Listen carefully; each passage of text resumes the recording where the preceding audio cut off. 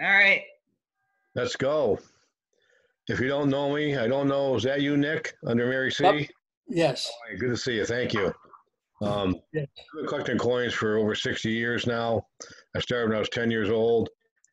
Actually, almost 60 years. So I'm not 70 yet.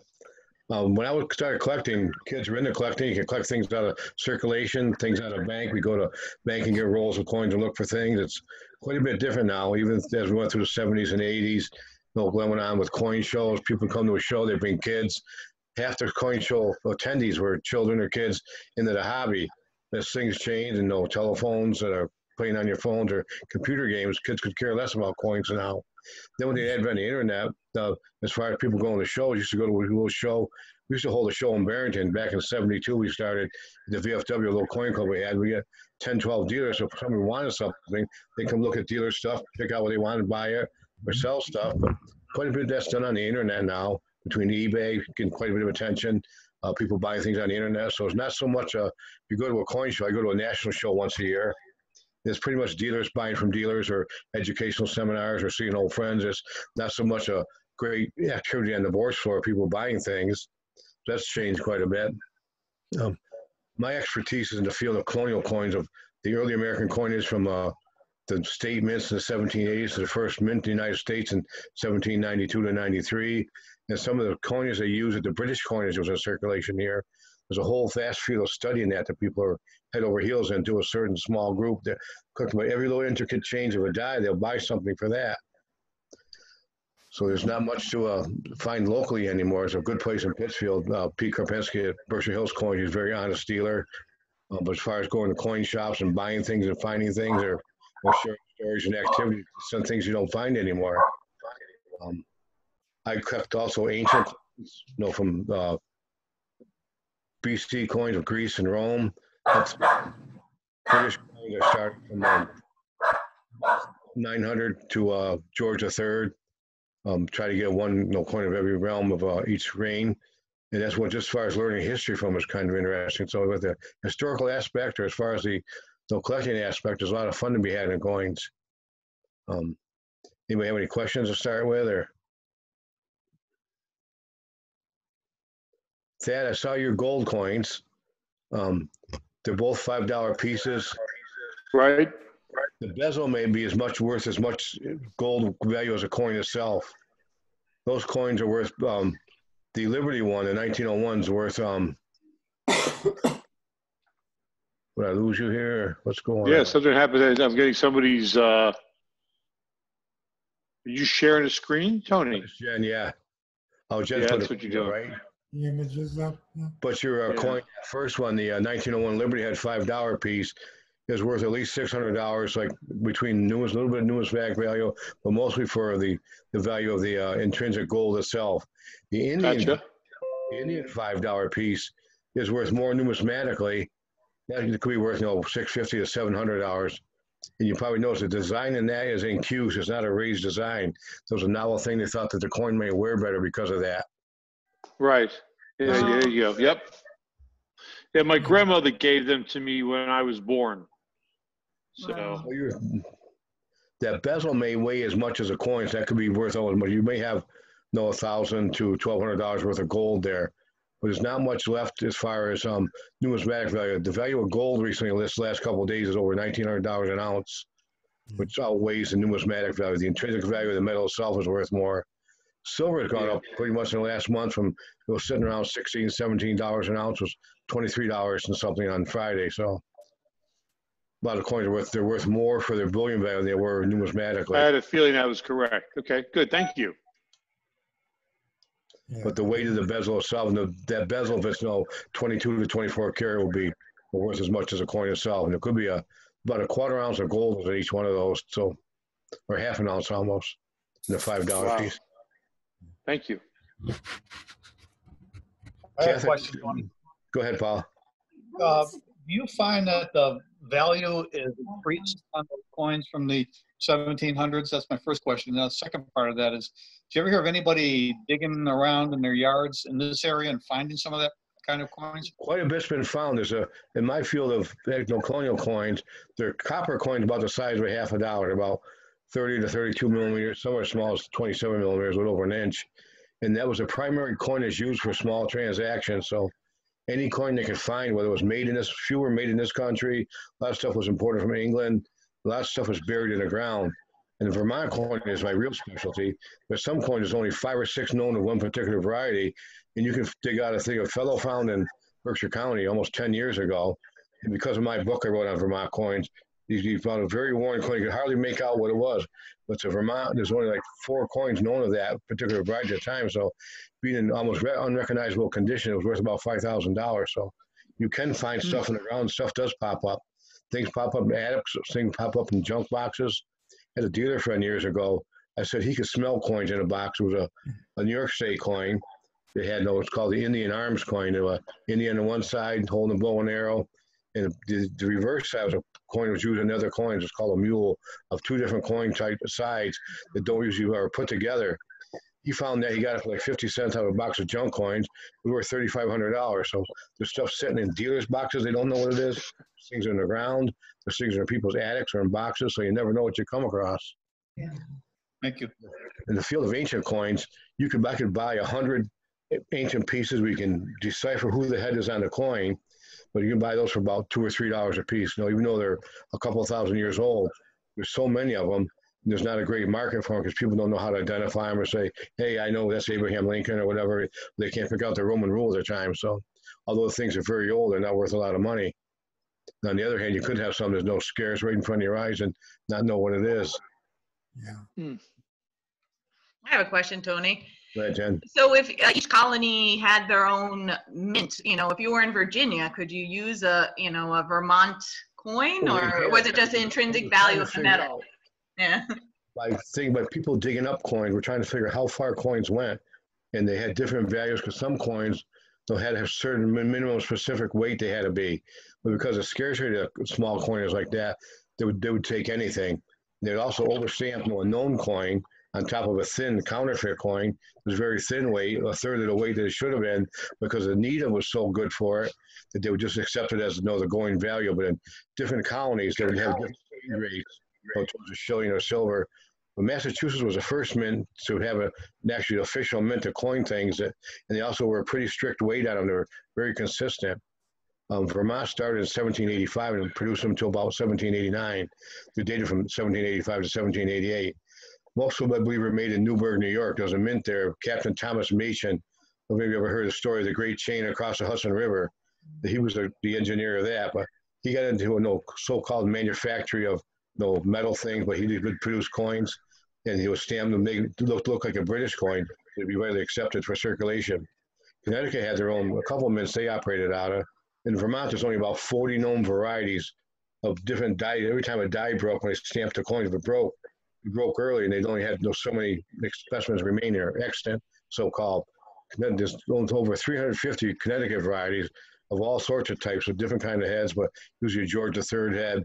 They call one a mutton head because it's a fat-cheeked head with a fat face on it. They give some varieties nicknames. New Jersey had their own mint also in about 3 different locations. There's about 120 New Jersey varieties.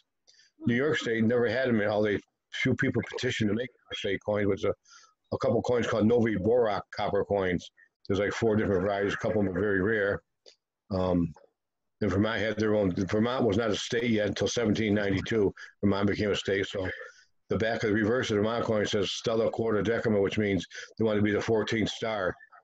So they did that. But they had the first ones they made, had a plow on the front with mountains in the background, with a sun rising through some pine trees. It was a very pretty coin. But they wasn't really accepted all over the place. So after a couple of years of doing that, they put a George III bust on it, and then by authority of Vermont, they put on it. So they did that. Virginia never had their own coins, while those are Virginia half penny that was made in England that circulated there for use in the colonies. It was dated 1773, although were made after that. So some of the coins made in Newburgh, New York were dated 1771, 1774, and 75 that were made around 1788 or 89, more to emulate a British coin to be accepted. But the scarcity of coinage, they would accept anything. To about 1789, 1790, there was a copper's panic, and the price of copper went down, so that all sort of went away. They had enough of them. Kathy, I looked at your silver dollars that you had. The 1901 is a tougher date, so it's worth a little bit more than a usual silver dollar, but not no very rare piece, but it's a lower mintage that's less than a million mintage. That's worth about maybe $50 or $60. Is this the one that you're talking about, or? 1901, but it looks like it's a Morganhead dollar. I'll go to the 1901. Hold on. Yeah. There we go.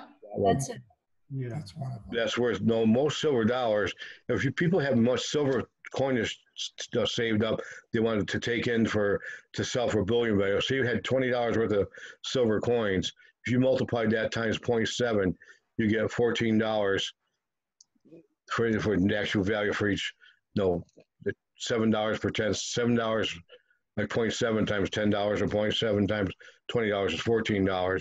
But silver dollar will bring pretty close to the price of silver per ounce because it's you got a little bit of numismatic value in there. So right now, most silver dollars are worth about $22 or $23. Or a couple of weeks ago, they were 17 or 18. This one's a little bit scarcer mintage and will bring, $40 to $60, even more, even in that condition. The other two you had are common dates that are just worth more. 1883, we also 1883 1886. One's an S, there's an S on the back of one, there's a O on the other one, but those are called common date. And you can Tony, I have a question when you're done. Go ahead. No, so Dylan has a couple of coin collections that came right from the mint. They're in plastic cases. Are they worth more because they've never been touched? But they should be, but they're not worth a great. You know what dates they are? Yeah, I don't know. They're not terribly old, but he has a bunch of them. He just wasn't sure. They're probably not. Again, there's probably so many of them made. They're not that rare. A good barometer of prices. Look on eBay for anything.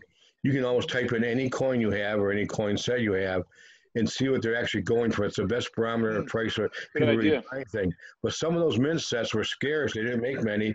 There's a couple of sleepers in there. They cut the minutes short for whatever reason on that. So there is some collector value. There's a few things out there that people pay $20 for a set, like a proof set or a mint set.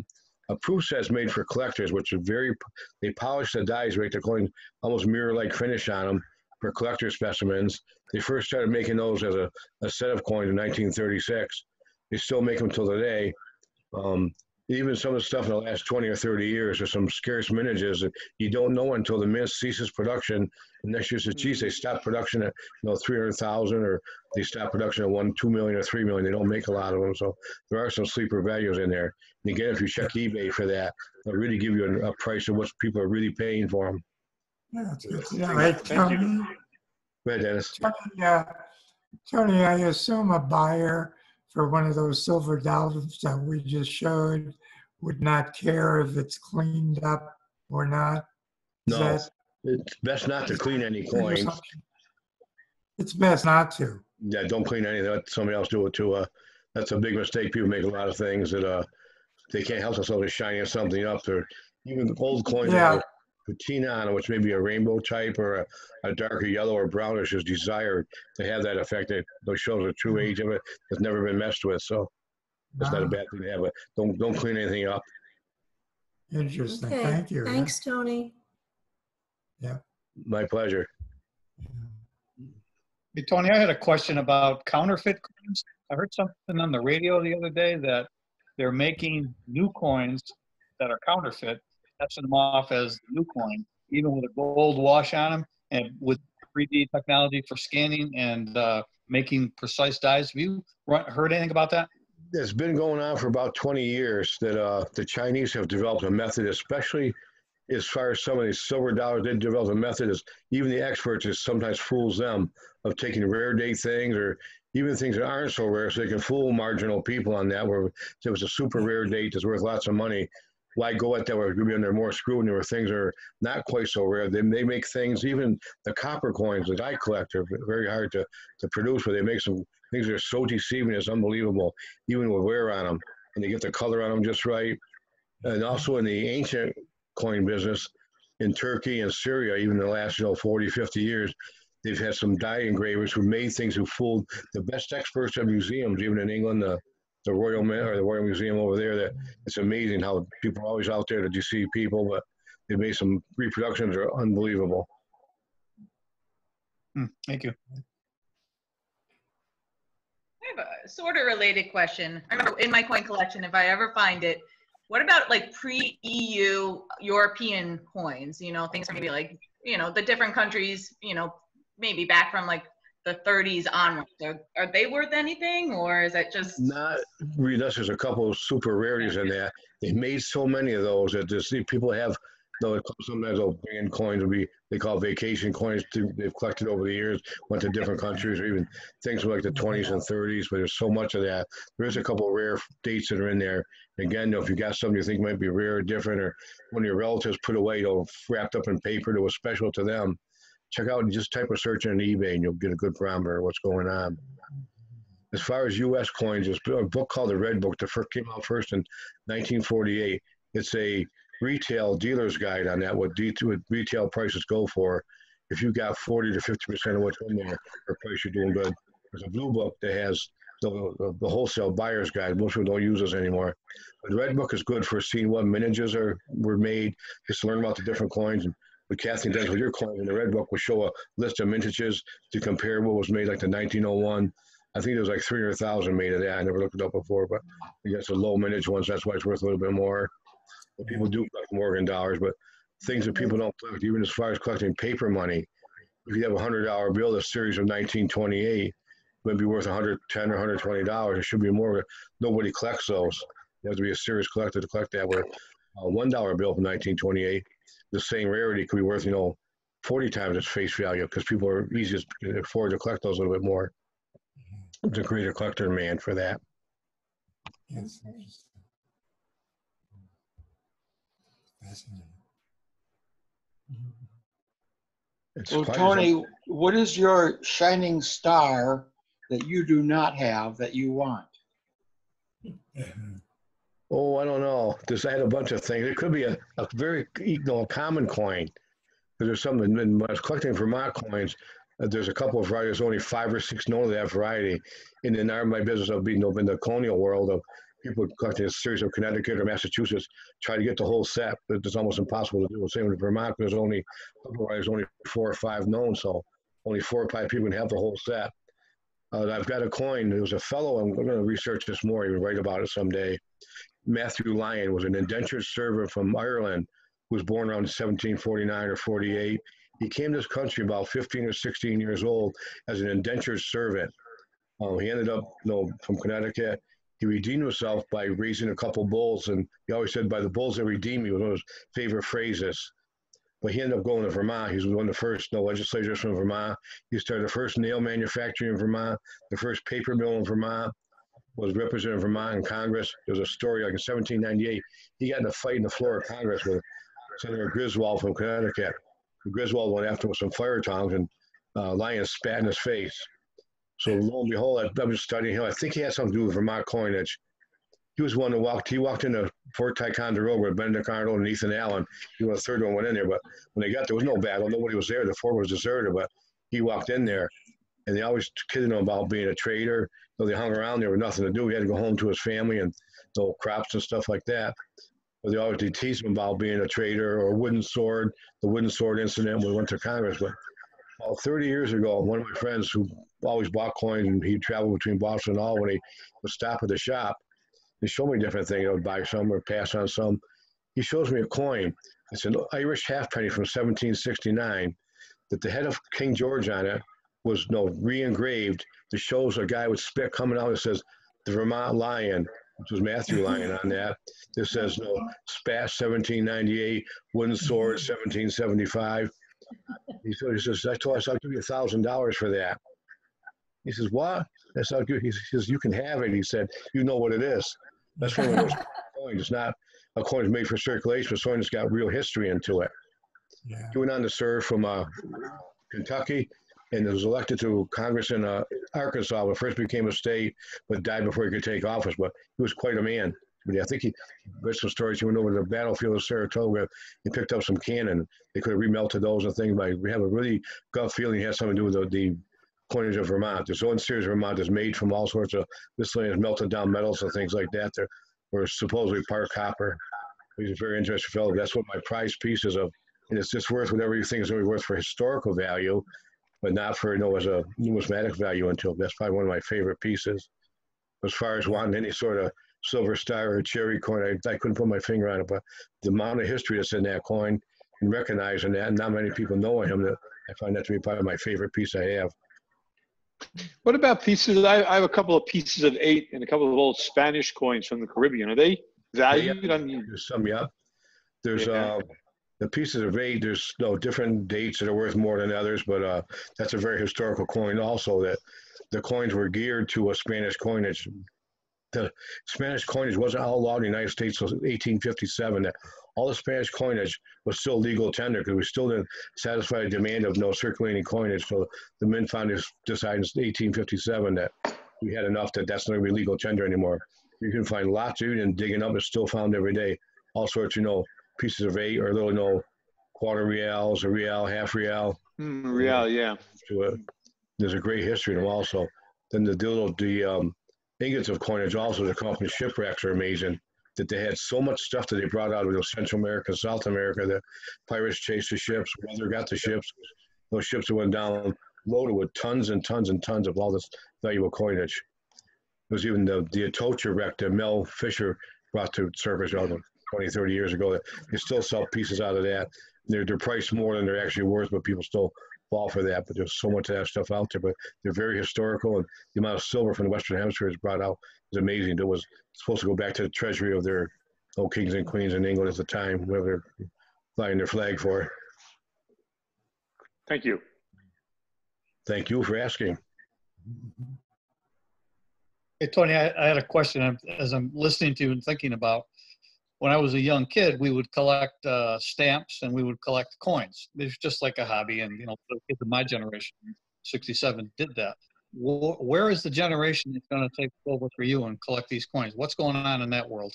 Not much. That's what I said. We were talking a couple of weeks ago, so a group discussion with our colonial guys that people are not getting interested in it anymore. We're getting one of our fellow guys who's known for 50 years. We've had this copper club. We collect the copper coins, and now we go to meetings every year and stuff. We make good friends and things, and one by one they're dying off. There's not many new younger people coming in who care about it or have interest in it is one thing, but the whole rich history, and they have no idea what's going to.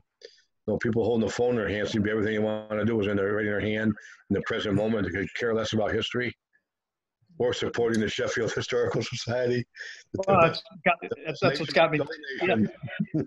That's what's got me thinking. The story you told about the re-engraving of the coin with the spitting and stuff, that would be a great story for a classroom to hear, and then maybe generate an interest in that way. I don't know. There's got to be a way to keep some interest in this. This has a real person on it who's a great person who did many things as far as being in the military and fighting for the American side in the Revolutionary War. All the mechanical things he did was amazing too. But that coin just really intrigues me. I got to write a story for my historical society one of these days when I get around to it. That coin, this round that says TUIT on it, around to it. Classic. There's another series of coins I collect. It's called Nova Constellatio. It's got 13 bars and rays on the back with stars between them. A new constellation. They were dated 1783 and 1785. There's only like 10 in the series. One is called 1786. I think they were made some were made in England, some were made in this country, because the Gentleman's Magazine out of London shows a picture of it. It's in the 1785 edition. So it's a contemporary piece, where some pieces were made in the 1820s, 1830s that were predated in the 1790s or 1780s that people believe were made for them. It was made for collector demand. It took a while to figure out who made them and if they were made contemporaneous at the time. There's a whole different world out there. Things I need. It's called contemporary counterfeits. In this country, there's some kind with George III had on them, and even some George II had on them. As long as they stamped it to look like that coin, the people want to use them in circulation, well circulated, to figure out how many different varieties, over 1,000 different varieties made from different mints. There's no written contemporary sources of a day in the life of the Vermont Mint or say the Connecticut Mint, that people where they got their copper, or how many they can make an hour, or how they're all hand stamped by a big screw press by hand. They're running with it. the Massachusetts Mint kept meticulous records of 1788 and 1787, the 2 years that they made coins. They made half cents and large cents at the mint. And the other mints, there's almost clandestine operation that we don't know who made them. We have an idea who petitioned for the legal authorization to make them, or who actually made them in the mint, who worked in the mint, what a day was like at the mint. You know, I'm sure some people got their fingers nipped. They'll put the planches into the thing, and people swinging, they'll put them down as fast as they could to do it. So there's no stories about that, what happened with it. It was a vast field. There's a lot of questions still to be answered. Paul? Yeah, so when did the U.S. Mint start making coins that were legal tender across our states? 1793. There's a few issues that are 1792, a half DSME, DSME, which is like a half dime, a 5-second valuation, was supposedly somewhere made from Martha Washington's silver.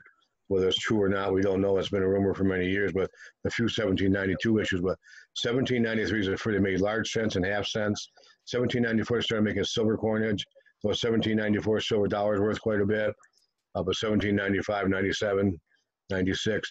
One trouble when they first started the mint, the yellow fever was very prevalent, so that sort of cut down on quite a bit of the mintage on that. They didn't get rolling until 1794 to start making a serious amount of production with it.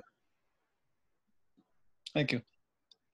Were any American coins ever made under the British system of pounds and pence? No, it always was a decimal system that Thomas Jefferson wanted to have on that. But they still continued to reckon in pounds, shillings, and pence for years afterwards. And there's always conversion charge, even like the 1770s and 1780s before the 13 colonies got together. People had little reckoning books. They had little sheets of paper that showed different states, different territories in the Caribbean or whatever they're going to. They showed the values, what they're accepted at, and whether how many pieces of copper per shilling. You might get 10, like those large or the 1-inch size coins per shilling. Some were 12, some were 14. So the people kept records of that. It wasn't uncommon for people to carry scale with them also.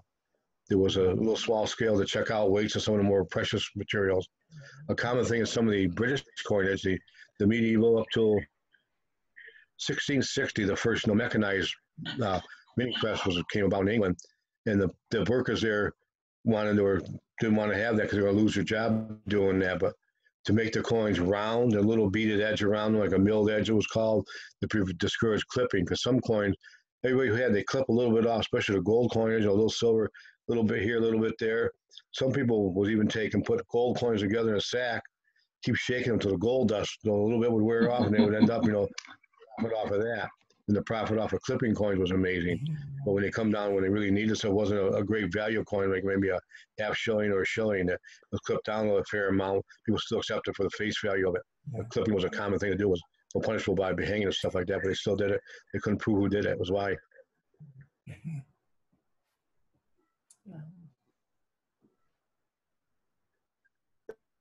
The first steam mint came about in 1792 in Great Britain. They made a series of coins called Condor tokens, made specifically for collectors. There's some very neat series of them. They're very well made and very well struck up with good surfaces on them, but they need probably 1,000 different varieties more to satisfy a collector demand that came over England in the late 1700s. That was in the Bowl and the Watt. They started this first steam press over there. So that really mechanized coinage to pick up the production even more and a higher quality of coinage you could find.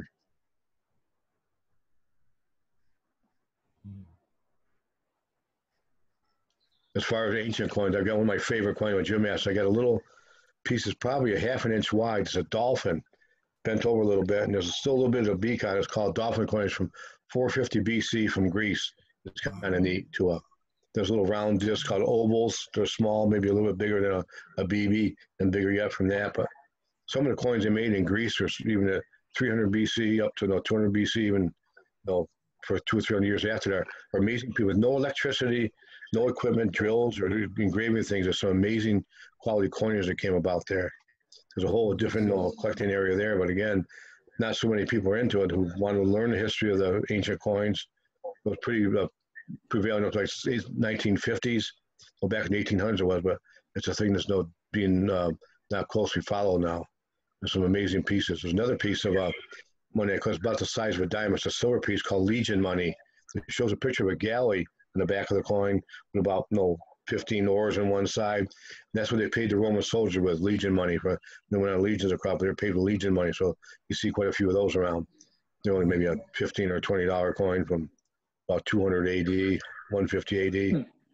A whole bunch of interesting things of having heads of rulers like Henry VIII coins, Henry VII, Henry VI. There's some coins in Europe where some of the rulers had big noses or didn't like their portraits on coins, that they would execute the people who designed them. They thought they weren't look good in it. So, yeah, be careful what you did. Some of the Leopolds out of Austria had long schnozzes, were ugly. Vanity. There's a series of Massachusetts silver that's dated 1652, and the reason for that is because with the British Commonwealth with no leader, no king for a period of time, the Commonwealth period of like 1649 to 1661 or 62. The same in England, they had no series of coins, but they couldn't punish anybody. So Massachusetts had silver. They were actually made up to 1680 to 1700. They had the shillings, a pine tree shilling, oak tree shilling, the willow tree shilling. And some of those just had NE for New England, and a 12 for 12 pence was a shilling on that. But the reason they're all dated that same year, nobody could be prosecuted for made coin under that date because there was no coin made in Britain with that date on it. So that's kind of interesting. That's a whole field that was called mass silver. There's no widely collected by people to just some very rare pieces in that. Paul. Remember during I think it was the 70s that silver prices went off the charts. I think the Hunt brothers maybe had something. 1980, yeah, the Hunt brothers, they falsely drove the market up there. Silver was $50 an ounce, and then gold got to about $1,600 or $1,700 an ounce. There have been a few attempts in the last 15, 20 years, but. So my question is, what happened to the value of the coinage that people kept and that didn't turn it in? Did it really mess up the whole market when you were collecting at that time? Not really. People don't know how many coins went from melting because so many coins were worth so much more for their silver value and they were their numismatic value on that. That's something we'll never find out. There's some coins, common day rolls like 1936 Walking Liberty halves. Some of the coins from like the 1940s, the Washington quarters and that. There's so many went into the melting pot that they don't really know how much remain extra today. But I think there's enough for people who collect coins that'll still be traded within the coin collecting community that they probably won't make a difference. But it was a commonly asked question, what happened to all the stuff when things went so high worth far more silver than they were worth, numismatic, like 1964 Kennedy $50. There's so many made. Everybody had to have them. They all collected them. They all were in love with Kennedy back then, so they put them all away. But when people needed money and when it got up to go in the melting pot, where at that time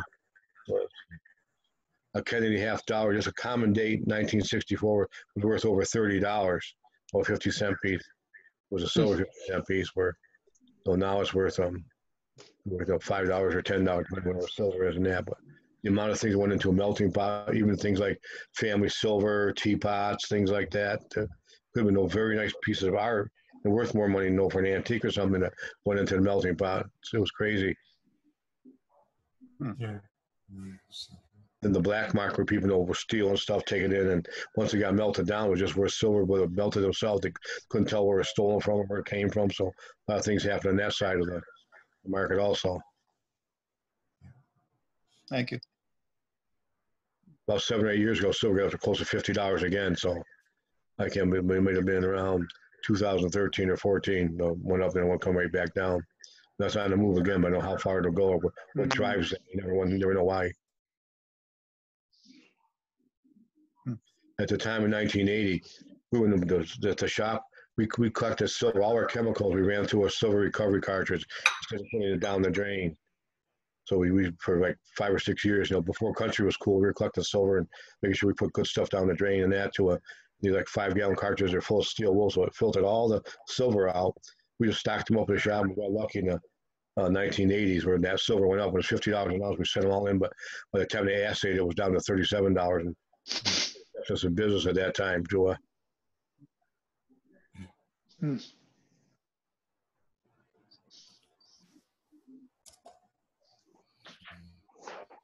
Just a general question. You might not be able to answer this, but because people don't really use coins or money anymore, do you think like today's coins might be worth something more in the future just because coins are going away? It's a scarce thing. Probably not. They make so many. Even with the recent shortage of scarcity of change, is just coming on the news last month or so.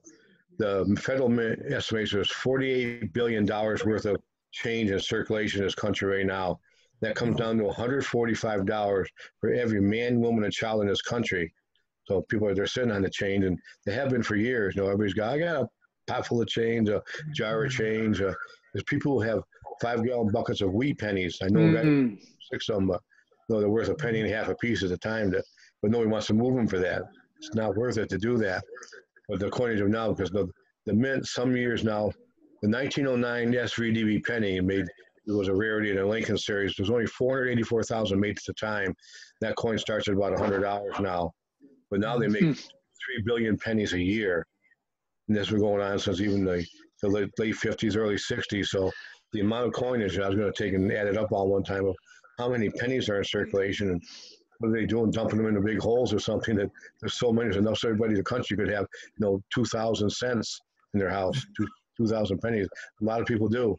It's not a lot of money, but the change is out there, but they're just sitting on it. Yeah, 40 billion. I still got a cookie jar. My grandmother came and has got pennies in it. Same thing. It's been sitting in the corner for 30 years, so I'm guilty too.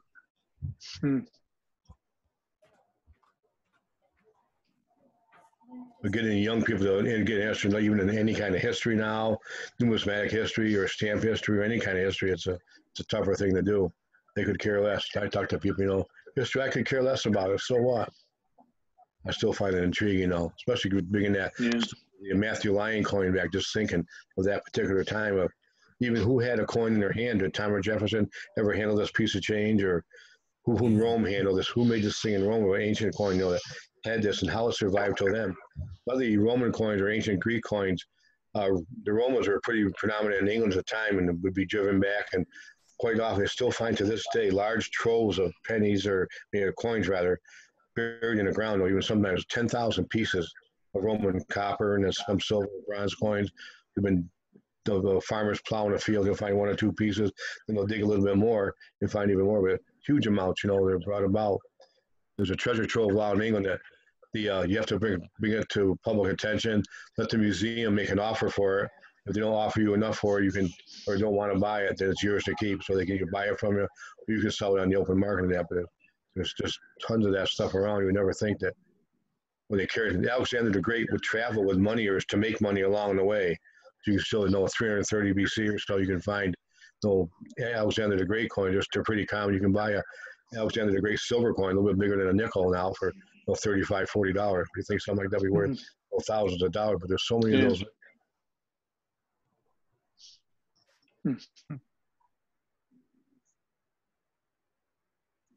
When I was a kid, we'd get coins. I'd go to the bank and get $20 worth of pennies or $50 worth of nickels and go through and always find something to fill a hole in your holder.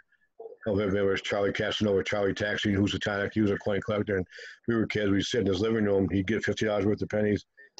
Throw out 1930 and after. Don't get anything just before 1930 or anything with an estimate mark on it. So we go through that, pick them out. Or get $50 worth of nickels and go through them. But today you can buy that. So a lot of that stuff is still so common to buy. Even Indian head cents they were 30 cents a piece. 30 years ago, I think they're about $1 a piece now. That rolls and rolls of those. And when they disappeared from circulation, I delivered newspapers in the mid-1960s, and we always find something good in circulation. We get in there and check them out. 1927D Mercury Diamond is worth about $40 just in change from delivering newspapers, and other people have found that also.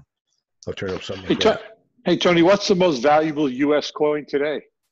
The 1913 nickels, there's only 5 made. They don't know if they're really made by the mint or not, but one guy, Hetty Green or Captain or Colonel Green, had all 5 specimens at one time.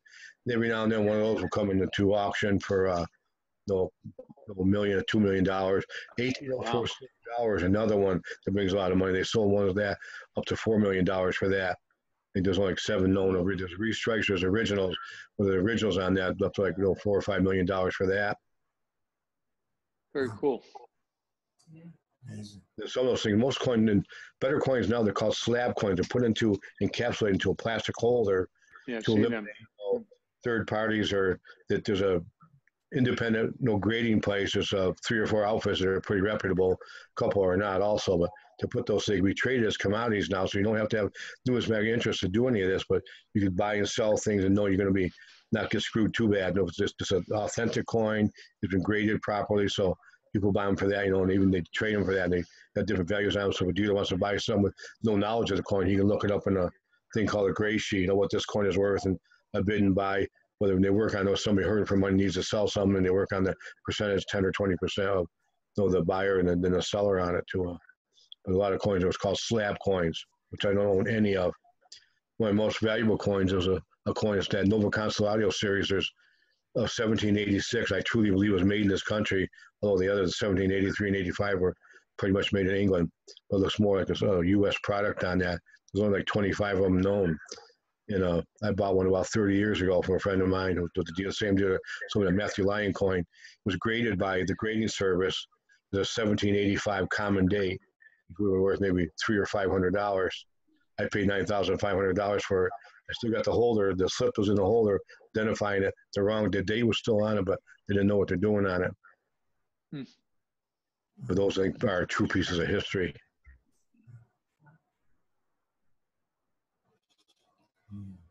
I wrote a book on Vermont coinage in 1998.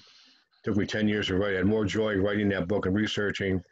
I bought 30 linear feet of books to buy and read to glean all the information I could out of it. It was more fun doing before I could look up anything on the internet, which was kind of fun doing that. Had fun buying them out of auctions and things like that. And I debunked a lot of things that were perpetuated from like Sydney 1869 as a book written, a little bit of Vermont section on that. The sense on that same quotes were perpetuated for years and years afterwards, and even up to like 1948 was still being copied. So I sort of corrected all that.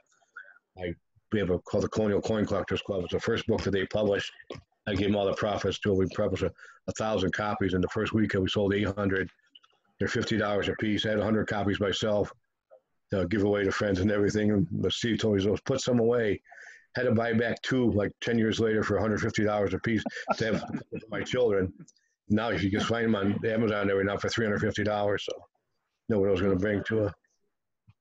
But I sort of flavored it with history, anecdotal, paragraphs in there about different history of the times, how people lived and things like that. So a lot of fun doing that from the historical aspect and the numismatic value also of it. It's a great thing to do. So they give me great pleasure. You should do a at 9 o'clock at night, the kids went to bed. I worked till 3 o'clock in the morning, so it wasn't taking away family time. Go ahead, Paul. I say you should do a second edition. They've been crying for years. I don't have enough time left in my life to do it. It's 2 years after that. Come out, second edition. There's nothing more to write. I can't make this shit up. I said, I can make up some stuff for you. It's still the same thing that goes on,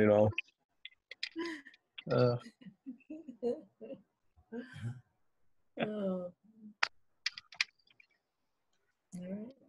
We're about 45 minutes in. Does anybody have any more questions? We might wrap up in a few minutes, but we could keep going as long as we want.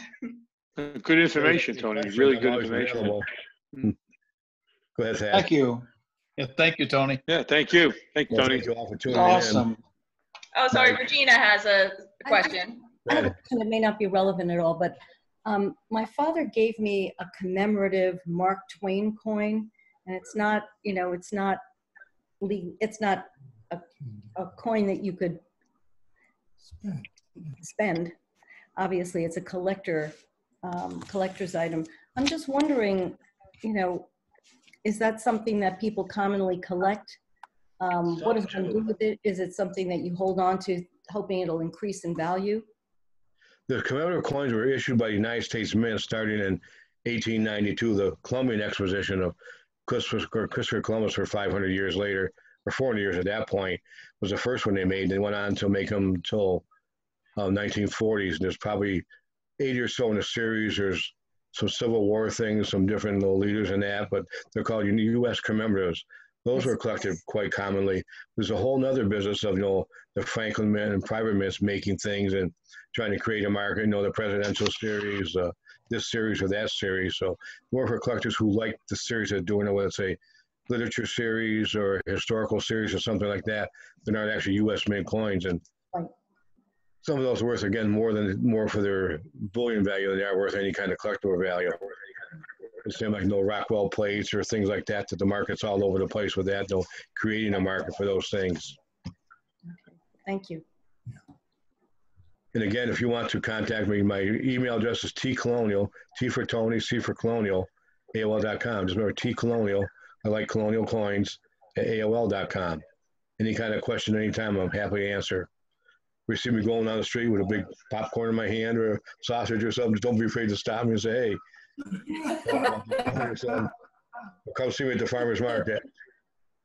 Tony, you're the best. Thank you. Thank you, Tony. Thank Thank you. you all for tuning in. Really appreciate it. Thanks. Bye-bye. Thank you all. Bye now. Thank you. Thank you. I'll just say one more thing. Because I recorded this, I'm going to put up on the website. So if there any of your friends or family would want to watch it, it'll be up for, at least the next few months. So probably starting tomorrow. Thanks a lot. Thank you, Tony. you. Have a great Sunday. Bye-bye. All right, bye, everyone. Bye-bye. Yeah.